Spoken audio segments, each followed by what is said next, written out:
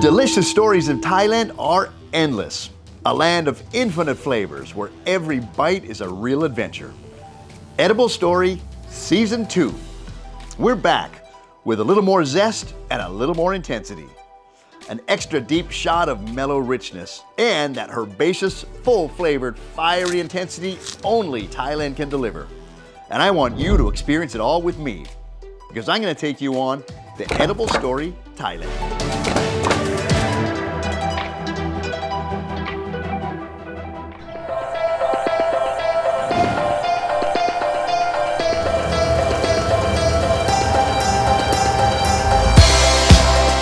Welcome to Phra Nakhon Si Ayutthaya,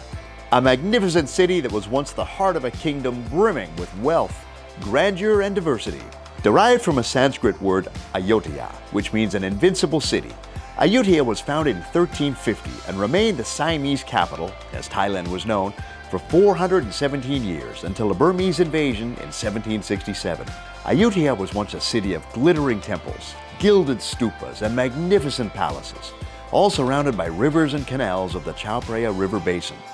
This led early European merchants to nickname the city the Venice of the East, and it's synonymous with the golden age of trade and culture in Siam. But Ayutthaya wasn't just a city. It was a global melting pot of East meets West, attracting merchants and traders, dreamers from Europe, Japan, Persia, India, and beyond, all of them converging on Ayutthaya, exchanging not just goods, but culture, ideas, art, and of course, food.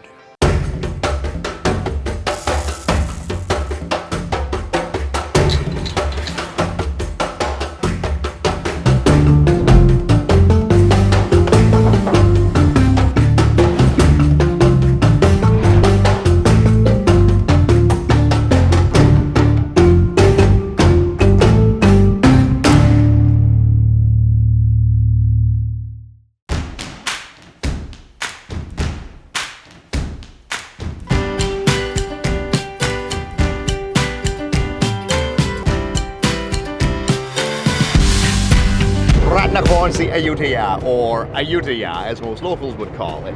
It's probably one of the first provinces outside Bangkok that I visited way back 20 years ago, more than 20 years ago. And then I was coming obviously for the ancient ruins and stone monuments. But even then I couldn't help but notice there's a food phenomena happening here. I would pass this one road, it's on the Asia Highway from Bangkok heading north into Ayutthaya, and there were shops. And it seemed they're all selling the same thing, this sort of rolled up candy floss type dessert in plastic bags. And even then I thought, what is that thing?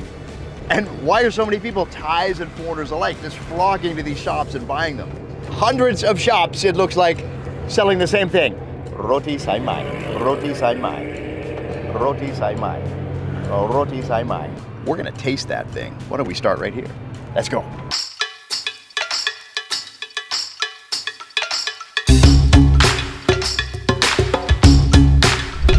It's time.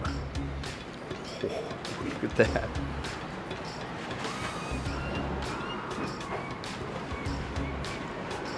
Oh, wow. Oh, mama, it's so good. That is so sweet and chewy. This is the power of soft culture. Or there's a movement here in Thailand that we call soft power. It's the ability of things like food or local storytelling or local culture to have its own cultural influence. And it's like a cotton candy floss wrapped in a dough, and it's marshmallowy. It's a whole fun dance of flavors. I mean, this is absolutely fantastic. This is as unique and everlasting as the kingdom of Ayutthaya itself. Now, this street, Guinness Book of World Records, are you watching? You might want to check this out because almost every single shop on this street is selling Roti Sai Mai. And I don't know if it's the #1 street in the world for shops selling the same product, but I guarantee this is the biggest street in Thailand that does Roti Sai Mai. Now this is the Edible Story Thailand, so I didn't come all the way to Ayutthaya just to taste Roti Sai Mai. No, we have an opportunity, a very special opportunity to go behind the scenes and meet the original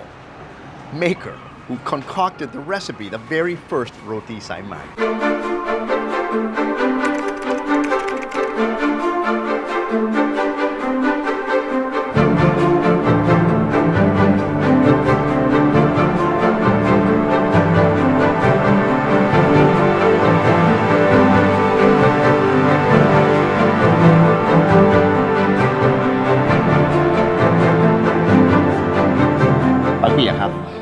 ให้ผมฟังได้ไหมครับว่าที่มาที่ไปของโรตีไซไหมคิดได้อย่างไรตั้งแต่แรกๆนะครับว่าจะทำขนมแบบนี้เดิมจากอยุธยาไปอยู่สัตหีบ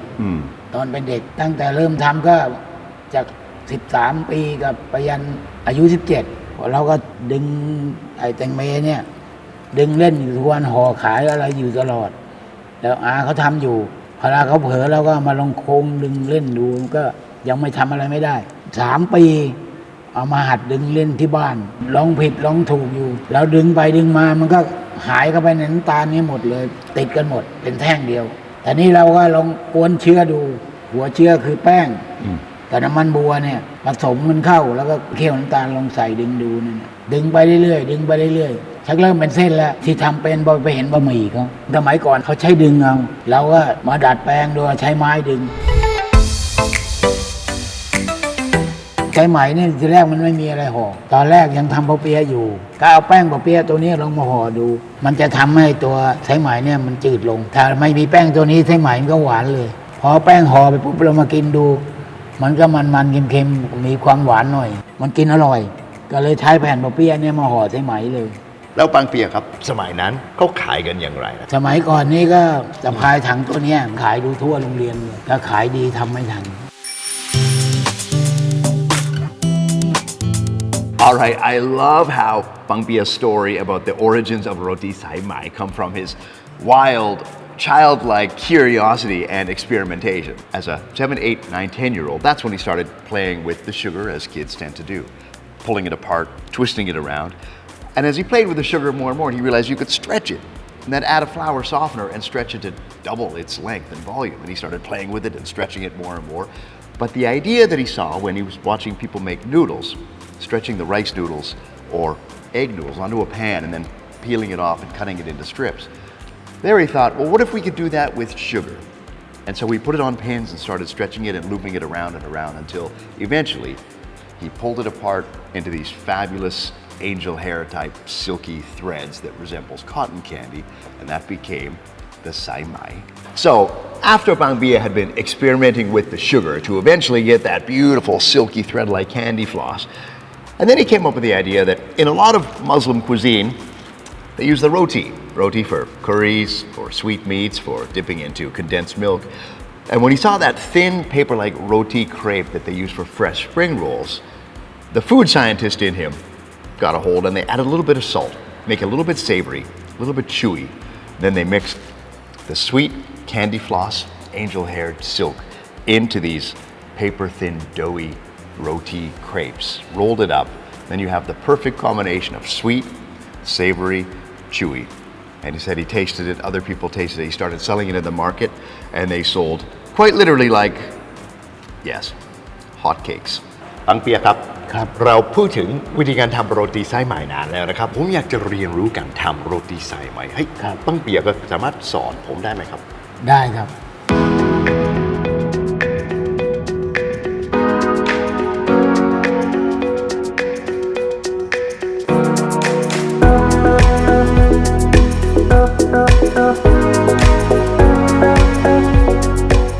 Now, Pang Pia said that I should meet him at his son's shop. The name of the shop is Pang Pia's son's Roti Sai Mai shop. นี่คือร้านของลูกชายใช่ไหมครับลูกชายครับยาพัดอันนี้จะเป็นแบบรุ่นที่2ของครอบครัวที่ขายโรตีไซไหมทำด้วยใช่ไหมครับตกลงใครจะเป็นคนสอนเนี่ยนี่จะเป็นปังเปียเองหรือลูกชายลูกครอบครัวให้ลูกชายสอนดีกว่าครับอายุมันเยอะแล้วอายุไม่เยอะก็ดูแข็งแรง All right, the real deal. Pang Pia is going to pass the training responsibilities onto his son, and I'm going to learn how to make roti sai mai.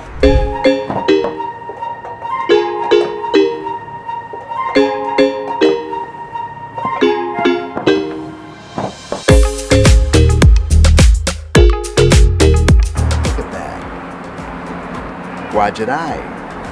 ไส้ไหมที่เป็นบางๆแล้วอร่อยแบบนี้ช่วยเล่าให้ผมฟังได้ไหมครับว่าขั้นตอนมีอะไรบ้างหลักปัจจัยของการทำเส้นโรตีอ่ะเราต้องเตรียมส่วนผสมนี้ก่อนมันเป็นส่วนผสมแยกเส้นมันต้องเตรียมไว้ให้มันเย็นตัวแล้วผสมอะไรบ้างครับก็จะมีแป้งสาลีกับน้ำมันพืชในอัตราส่วนที่ใกล้เคียงตั้งไฟประมาณสัก45 นาทีถึง1 ชั่วโมงจนกว่ามันจะเหลืองอ่ะเชื้อมันจะเป็นเหมือนเม็ดถั่วเลยเนี่ย เส้นน้ำตาลเนี่ยเราทำมาจากน้ำตาลทรายขาวที่เราเคี่ยวกับน้ำเราก็จะเตรียมเอาน้ำใส่ประมาณ1 ขันน้ำตาล2 โลเคี่ยวประมาณสัก15 นาทีพอดูฟองดูสีใกล้ได้แล้วเราก็ไปเทใส่ในกระมังและหล่อเย็นให้มันจับก้อนข้างล่างเย็นตัวแล้วก็กลับไปกลับมาจนมันแข็งเสมอตัวกันแล้วก็เอาขึ้นมาทำเป็นเหมือนวงยางแล้วเราก็เอาส่วนผสมไว้ในถาดตั้งไฟสัก2 นาทีแล้วเราเอามาดึงกับน้ำตาลโดยใช้ไม้2 อันคล้องไปสักประมาณ22-23 รอบจนออกเป็นเส้นเล็กแล้วเราก็มาแผ่จะเย็นตัวถึงจะใส่ถุงขายได้แล้วผมถามได้ไหมครับว่าราคาแป้งกับราคาน้ำตาลถ้าเทียบกับในอดีตเมื่อ20-30-40 ปีที่แล้วปัจจุบันมันต่างกันมากไหมครับต่างกันเกือบ2 เท่าตัวถ้าอย่างเมื่อก่อนแป้งลูก100 กว่าบาทเดี๋ยวนี้มันตก500 กว่า600ลูกเล็กน้ำไม่ใช่ลูกใหญ่น้ำตาลในอดีตมันตกโลแค่7 บาทแล้วก็ตอนนี้น้ำตาลโลละเท่าไหร่ครับโล20 กว่าแล้วหลายเท่าเลย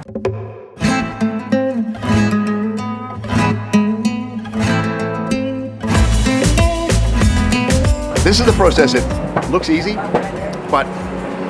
most people say it requires years and years. Because it's so hot, you have to use these wooden pins to stretch it out and then continue just looping the sugar back and forth so that eventually you get nice, long, angel hair-like strands. You want me to try this? All right. Oh, I see. It is quite easy to stretch, but then what? But then you have to... Oh, thank you. Good. Teamwork makes this much easier. Okay, stretch. So, just to confirm,He did say that you need to do this about 20 to 30 times. All the handy, and then when it gets nice and big, he says you loop it around. That's a skill I have not yet acquired. It's a very enjoyable dessert to eat, but making it is incredibly stressful.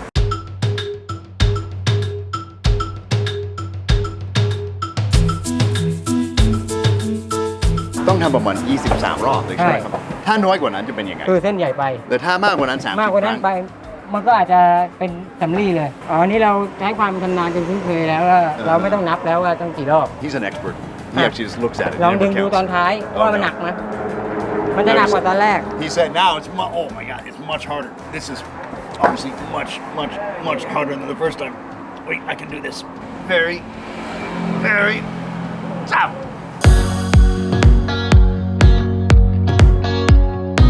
แล้วทำงานแบบนี้ทุกวันทำโรตีไซไหมแล้วก็โด่งดังไปทั่วประเทศไทยแล้วก็ทำให้คุณรู้สึกยังไงครับอย่างนั้นเราจะได้มีอาชีพเลี้ยงครอบครัวไงและยังได้รักษาขนมไทยที่ว่าป๋าเป็นคนค้นคิดเป็นสูตรดั้งเดิมเป็นคนเริ่มคิดเริ่มทำในจังหวัดวิทยาเลยรู้สึกประทับใจประทับใจครับ Now the next step is making the wrapping the crepe.Okay, the second part of making the famous Roti Sai Mai after we made the sugary candy floss is of course the crepe. And I'm with Bang Ya Fat's wife, Kun Nadia. Nadia จะสอนผมว่าทำแป้งสำหรับโรตีไซไหมทำกันอย่างไรครับเริ่มต้นนะคะก็มีน้ำเปล่าเกลือแป้งสาลีหรือว่าแป้งอเนกประสงค์นะคะซึ่งอันนี้ก็ดูมันว่าเสร็จเรียบร้อยแล้วใช่ค่ะเราผสมให้เรียบร้อยแล้วใช่ This process is massaging it, kneading the dough, getting good and doughy.It's just a simple technique. Takes a few years to master, but this is really all about getting prepared to put it on the griddle because once you put it on the griddle, whoop, this is the equipment you use. You use your hand and you do it very, very quickly. You drop it on the griddle and then you spin it around with your hands. She said you only have seconds and it's nice and already pre-mixed so you don't have to worry about it burning or being too glumpy or gloppy once you put it on the pan. Sounds easy, honestly sounds impossible.Now we're into the heat zone. We're sitting in front of the griddle. It's flaming hot. I don't know how hot it is, but you can feel the heat coming off of it. But this is the preferred positioning for making the crepe. And this is not for the faint of heart. We're sitting up here above the counter to get the right leverage. And it's like watching a jazz drum. It's amazing movement. It's amazing symphony. Wow. Compared to the dough, which I just ate, this is so flavorful ปกติจะต้องให้มันอยู่บนกระทะจ้ะนานเท่าไหร่ดูลักษณะแป้งที่มันเด้งขอบขึ้นมาอย่างเงี้ยค่ะก็เอาขึ้นได้แล้วจ้ะ She's using your hands to pick that off the grill เนี่ยสกิดแป้งขึ้นมาก็ขึ้นได้แล้วได้แล้วจ้ะ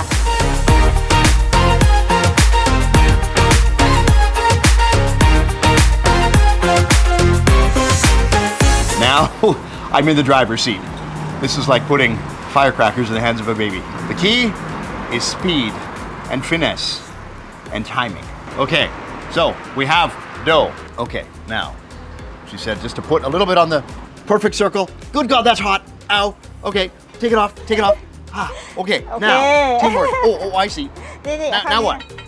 Another one? No, I can't. What about that one? Oh, one at a time, or I'll definitely. Wow! Look! Look at this! Look at this! We made a crepe. It's almost perfect.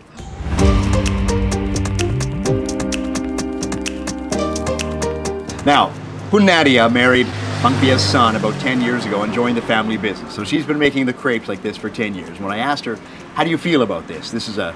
true family business, and it's a very unique way of making Thai dessert. She said,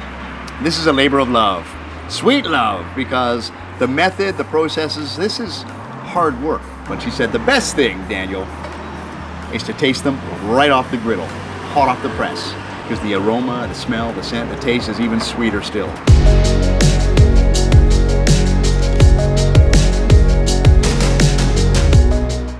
Oh, man. Yeah. So good. Of course, I have to say, it's hot. It's fresh. I think this is the way it's meant to be served and meant to be eaten. Most importantly,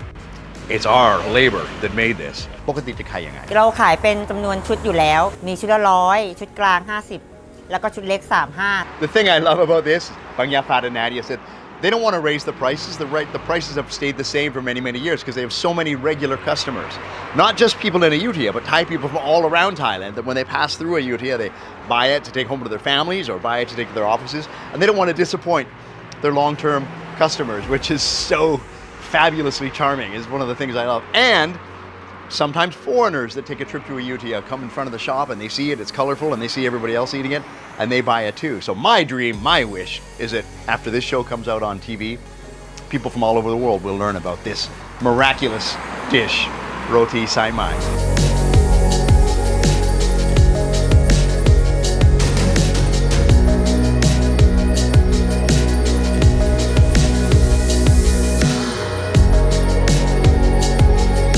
Ayutthaya's Roti Sai Mai. This is not just a local delicacy. I feel like this is part of a powerful culinary treasure that's been winning the hearts and the taste buds of Thai people for years. And now with this international recognition like the Beef Gourmand mentions and Michelin Guide from many different shops, this puts an international stamp of approval on something that locals and Thais have known for a long time. And that is Roti Sai Mai is silky sweet heaven, an absolute joy for anyone who tries it. I think for me, what impresses me the most about making Roti Sai Mai is seeing everybody's dedication to the art form. Each step is laborious. It requires patience and strength and skill. And there must be cheaper or faster ways to do it. But as Nadia said, this is a labor of love. And it's a labor of love that creates something beautiful that's being shared. And when I think of that, I think of this Thai term called namjai, which means generosity or really giving from the heart.